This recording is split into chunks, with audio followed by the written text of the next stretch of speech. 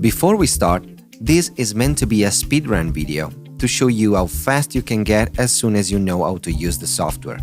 But don't worry, this is just the first video of a series and I'm gonna go into details about all the steps and features, even the ones that I'm not gonna cover here. Okay, from now on there will be no cuts in the video, so wish me luck and let's go!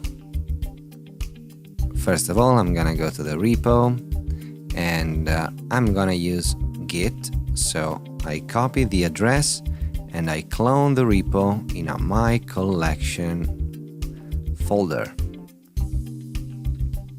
I enter the folder, so my collection, and I open Visual Studio Code here. So I also need a terminal. I'm gonna split it so I can use the smart contract folder here, and I also install the dependencies, and I'm gonna use the minting DAPP folder here, and I need the dependencies in here as well. So while this is happening, I'm gonna open the configuration folder, and here is the configuration for my token. And let's wait for OK. So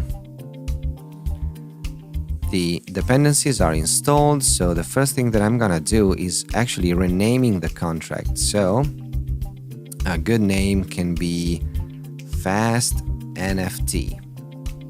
Sounds great. Okay, it is already updated. So this is a Fast NFT, and I'm also gonna get my CID for the hidden metadata. Tokens are gonna be 12 in total, and I'm gonna leave the sales configuration as it is because I'm okay with that. Also, the stuff here is not gonna change. I'm gonna leave that as is, and in the whitelist I'm gonna put my own address, so I will be able to test the whitelist immediately. So I think we are almost ready to go. We just need to copy the .m file, so I'm gonna have my own .m file, which is pretty sensitive, pretty important, guys. Do not share the values in this file with anyone, because otherwise people are gonna get control over your wallet. So always pay attention to this.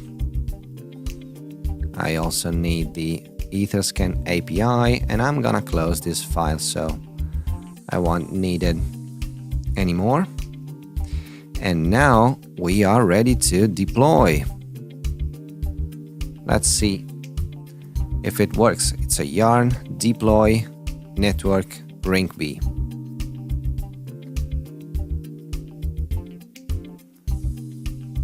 This is a test on the real network, so it takes some time, and while we are waiting, we can also start the dev server. And we have the contract address. I can update it here. And if I update my DAPP, it seems like it's working and it's picking the right contract already. So let's see if Rinkeby is already synced. I'm always checking from the home page if the latest transactions have a lower value here, because otherwise Etherscan might be stuck. So in that case it can take even hours for your contract to show up here. As you can see now, we probably have to wait a minute about 40 seconds to see that. And while we wait, I can prepare the next command, which is yarn verify on the ring-B network, and here I'm gonna place the contract address. So let's see if the contract is ready. It's ready, so we can run the verify command, and it's gonna verify on Etherscan. We can see that it's still paused from the DAPP, so we can't mint. Can't wait to mint some tokens, guys. So waiting for verification result. Okay, contract verified successfully. I'm already running the whitelist open command for the ring-B network. So yarn whitelist open network ring-B, and here we should see that the contract is now verified. That's cool.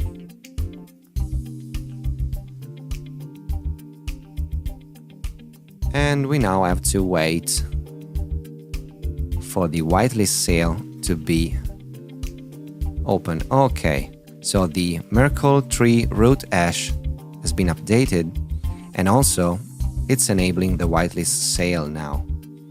So the MetaMask provider is usually faster than Etherscan. So here we don't see the transactions, but from the DAPP, which is using MetaMask, we can already mint. So I'm gonna wait for the gas to be calculated, and I run the transaction for the mint. And now I prepare the command to close the whitelist. So the transaction is already confirmed from MetaMask. We can see that the supply is 1. And if I try to mint again, you can see that my address already claimed, so I can't. And that's correct. If I refresh here, we can see some of the transactions are slowly being picked by Etherscan. But let's see if OpenSea already sees my new tokens. We have a token here. Okay, so the whitelist sale is already closed. So let's open a pre-sale. Gonna open a pre-sale.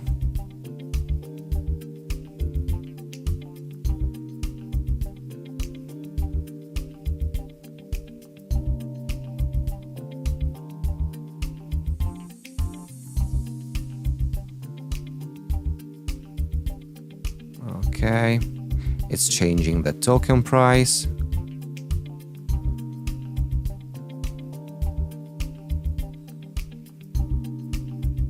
I want to try to refresh the metadata.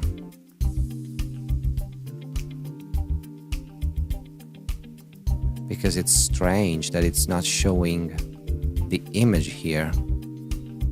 But I might have made some mistakes here pasting the hidden metadata URI, to be honest.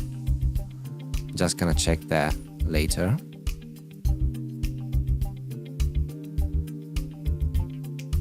Okay, so the pre-sale is open. We can mint another 2 tokens.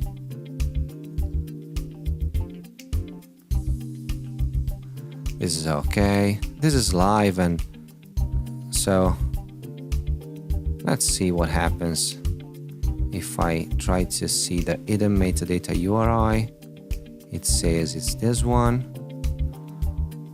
We can troubleshoot that quickly. IPFS.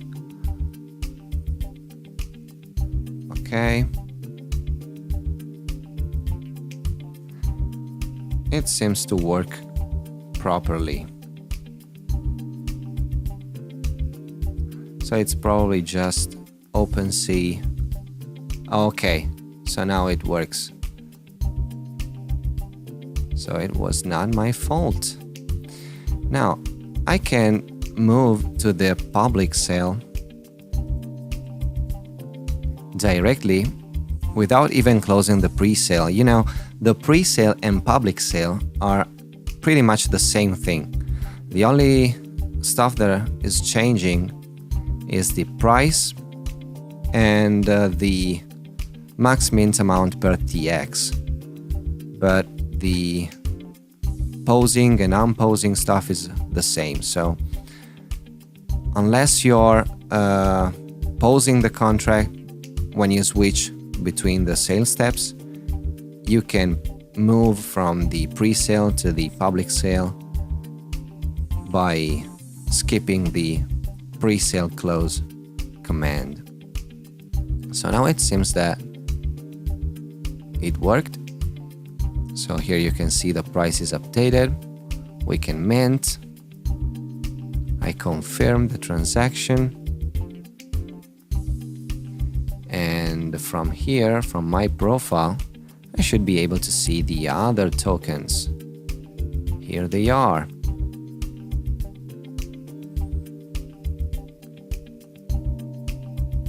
So I can probably also open my collection here. It's called Fast NFT. So now that I know this, I can update the slug here, and the DAPP is gonna be rebuilt.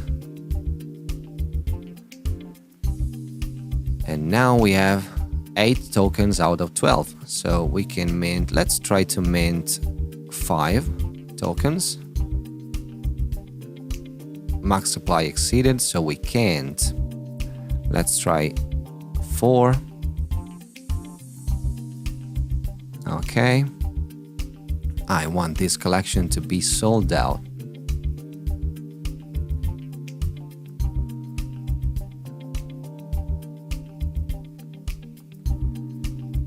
So let's see what is happening here on Etherscan.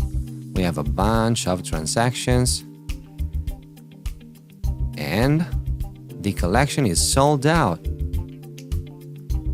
We can open the page on OpenSea and all the tokens are here. We can just reveal quickly. So I can reveal. I don't even have to post the public sale. The tokens are now sold out, so nobody's gonna be able to mint again, not even the owner. But of course you can if you want. So the URI prefix is updated and the collection is revealed. As soon as this transaction has completed, we can go to our tokens and try refreshing the metadata.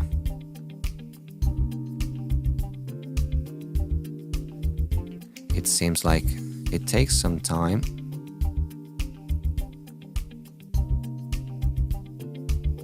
Let's give OpenSea some time to update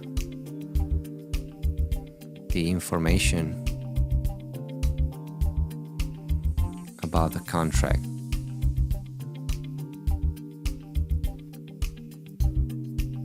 But yeah, here it is. Here is the token. So we can basically take any token, each of them, and reveal them. It is working. Cool. So this is the full life cycle of a collection contract.